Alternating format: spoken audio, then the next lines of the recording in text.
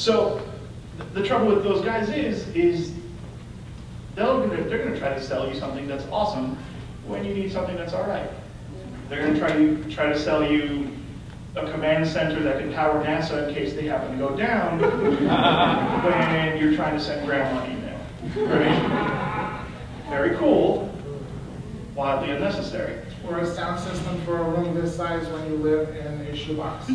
I'm sorry, I don't really see. I don't understand the problem. Yes. That's just taking shots at me and my subwoofers.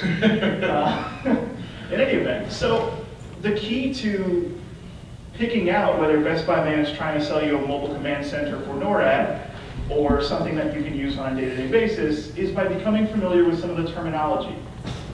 Becoming a smart consumer, right? There are a few ways to do this. The website for a huge computer store, well, electronic store here in the city, it's called jnr.com, jr.com, okay? One of the easiest websites you'll hear all day.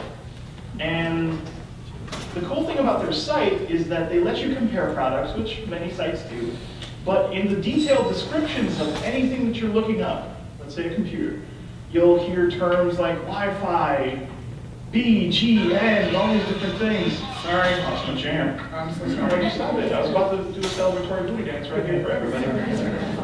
Sorry, folks, next year. So there are all these different kinds of Wi-Fi standards. You look, what the hell does that mean? Well, N's further in the alphabet. Does that mean it's better? Or is it B because that's closer to, I don't. So terms like that, HDMI, PCI Express, gigabit, all these different things will appear as links, and they'll link to their glossary, which gives you in easy to understand layman's terms what this is and how it affects your computer and your performance. And some of the things you'll read and you'll be like, okay, that's cool, maybe I could use more of that, or maybe I don't need as much of that. So that's a good place to start if you're looking to kind of familiarize yourself.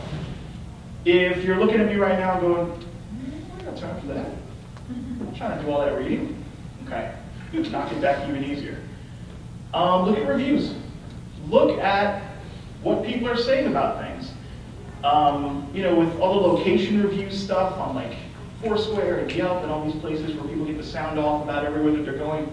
This has already been going on the internet via Amazon reviews, various product reviews, for years and years. Not every review is truthful. You can find websites online that will actually pay you to write favorable reviews for crap you don't own. Work from home opportunity. A lot of another seminar. Yeah, a lot of the internet.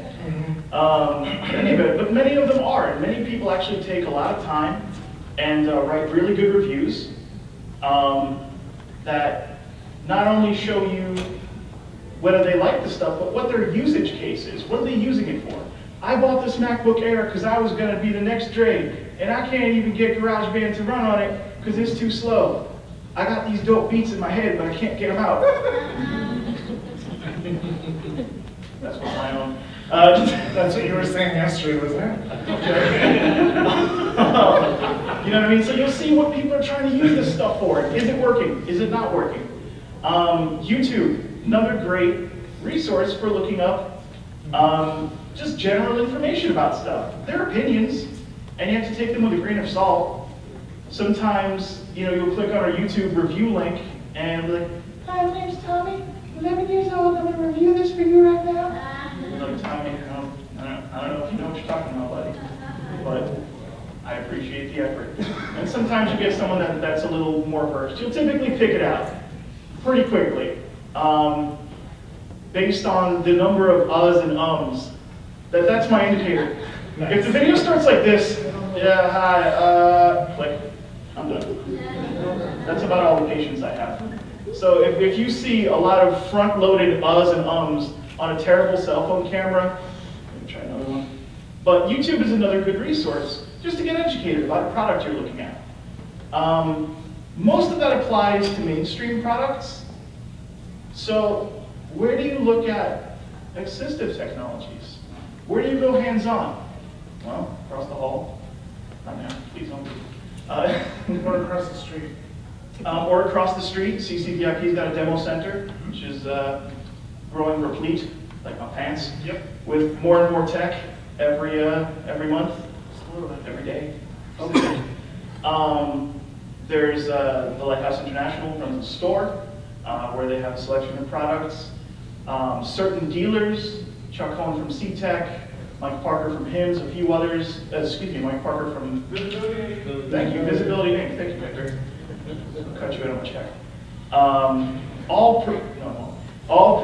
Provide in-home consultations for various things.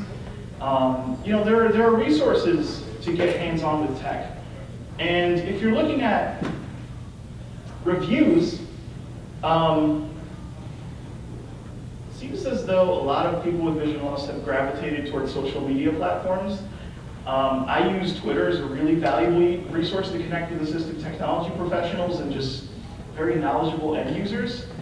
So even if you ran over to Twitter, even if you don't have an account and searched for new Victor Reader stream, or some variation thereof, you'll see all sorts of tweets ranging from, "This is great, I just got it," to "I just saw it, and I even wants this," and the person clearly has written new documentation. So you'll get everything from very well informed to madly ignorant, and you can filter that.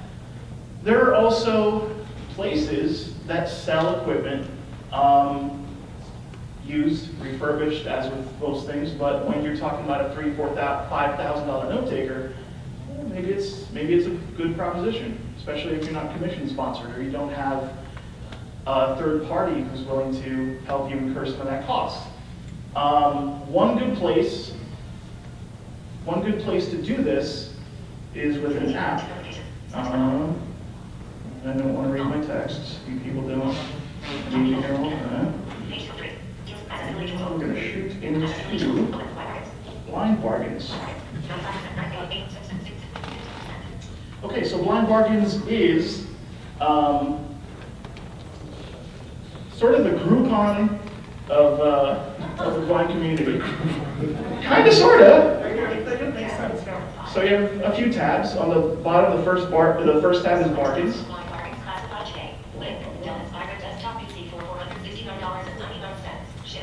Boom. $469 for a Dell Inspiron PC. Typically a good brand with a good track record. Some people might say, "What, are you serious? Gus just said I have to spend $3,500 to get a good computer."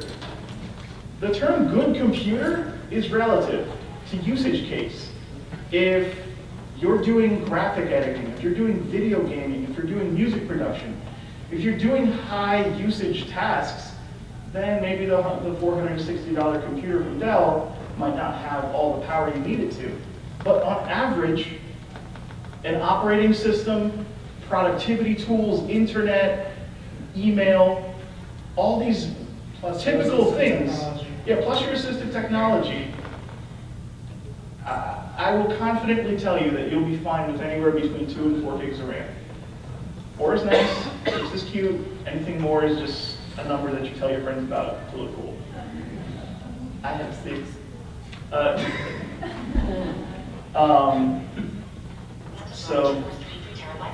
So yeah, that's that. They just post various price drops that they find on the internet for tech and other things, regular things, boxes of cereal sometimes. So the classified section is one of the more interesting sections because it's where average people post up the stuff that they don't want anymore, or what, I'm just going to be totally truthful with you. Unfortunately, the story that Gus told about the gentleman who purchased a Mac and quickly realized that it wasn't for him, what do you think he did with that Mac? Yeah, probably sold it. Barely used, right? Probably just dropped it down, $2,500, right? And sold his brand new, still got that new Mac smell. And everything. I'm sorry, new Mac smells like a drug for me and Gus. You have to forgive us. We're working through it, but it's a hard road. So this happens in the assistive technology community pretty often. People buy stuff and they try stuff and then they go, I can't use this. I have no idea how people use this. Just get rid of me. They get mad at it and they sell it. In very good condition, perfectly usable for a drastically reduced rate. Which is, I only mention this because it's less of a potential problem than maybe your average Craigslist post. You're like, why are you selling this $2,000 camera for $300? What would you do? Nothing, it's fine. Can you turn it around and show me that screen back there? No, it's fine. You want it or not?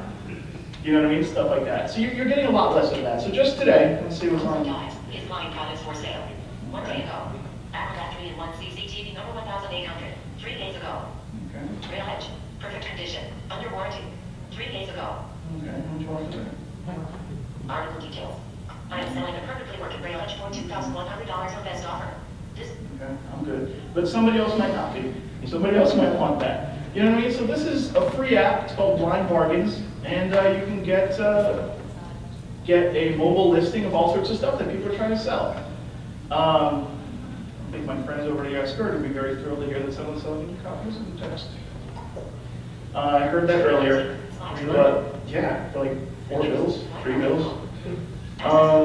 What else have I here? Well, that goes to show you somebody probably went out and bought Page 2 of 3. a copy of an assistive technology that didn't work for them, right? So they bought it, they spent the money on it, and now they need to use something different, so they're selling this one to try to make up the difference.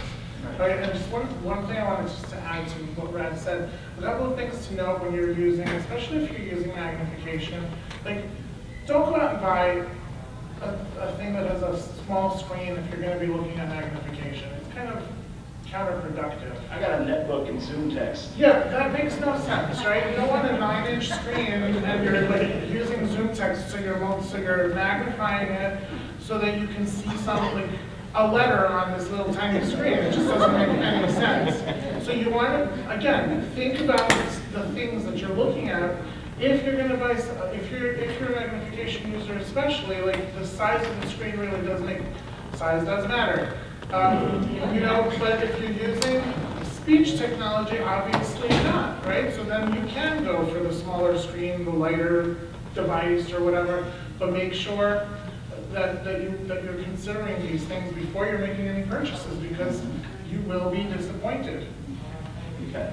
So earlier, somebody brought up the point that with so much information being out there, that you know, they could probably just do that and do their own research and keep up. Some people will do that, and that'll be awesome. I actually wonder whether conferences like this will still be relevant in years to come with video streaming and with all these different things where people can go and get their own information.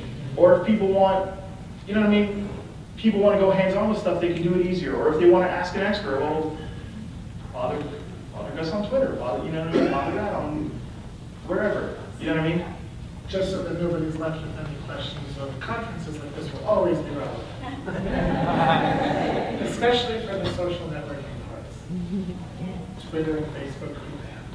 In any event, with the availability of information, one has to wonder how conventional means of getting to people who are in the know about things will work on. But that's a whole side conversation. So, staying informed. Do you have to go and seek out an assistive technology professional just to learn what's going on? No. These companies are dying to let you know. Social media presences are huge. Everyone's on Facebook. Facebook is, I heard a statistic several times, one of the highest ranked, most searched sites after Google. Like, when people leave Google, they go to Facebook and they see what people are saying about stuff. I want to go buy the Galaxy S4. Well, is it that much better than the S3? Because I mean, they put out some cool features, but like it all looks hokey. I'm waiting for the 5S personally. Yeah. But the point here with that part of it is, do you need the iPhone 5S? No. The iPhone 4S will do everything that you need it to do, maybe a little microsecond slower. Who cares? Can it work for you? Yes. Do you need to wait, spend more money? Do you need to upgrade every single time there's a new phone or there's a new... Oh yeah, I just bought the Galaxy S36 because I was really sick of the 35, 34, 33, and so on. Right? want it, like, again, be smart with your money. You don't need the latest and greatest. You need something that works. You need something that's going to do what you want it to do. It doesn't need to be at top speeds. Need is relative. Well, but Go iPhone 5. But the thing is, the difference, so I'm going to just speak for Rad for a minute. He is a techie. He likes the tech. So he's going to go out and buy the Fred vest that day it becomes available. Probably he'll be one of those crazy people standing online for 25 hours. But, for the record, I've never done this. yeah, sure. So he will do that. That's fine for him. But will his experience of assistive technology be greater from a productivity perspective? No. Will it have some cool new features? Probably. Do I need those cool new features? No. Well, So, need is relative. I get it. Stay informed. You guys wanted 15 minutes for questions, right? Yes. So 5-minute warning. Okay, so stay informed. With relation to accessibility topics specifically, AFB has a publication called Access World. Access World has an app. App, awesome. Get app. Free app. Great app. Great articles, yeah. Add, PC, world, choices for blind and visually impaired computer users, part 2, navigating, using my Mac. Blah, blah, blah. So that's one of the articles that's in the current issue of Access World. Great publication. I don't know what you think we all do to stay like ahead of the curve. It's nothing that you can't do. I have a couple of apps, Slash Gear, it's a tech magazine. Revision 3, it's a great online series of web series of internet-based TV shows that talk about everything from tech to movies. Free app, tons of videos a day, awesome. And it's video, so you're learning from somebody as opposed to having to interpret what someone is writing. CNET, widely reliable news source for technology. I often find myself agreeing with the reviews, and I've come to rely on them. All sorts of things like this come together to keep people in the know.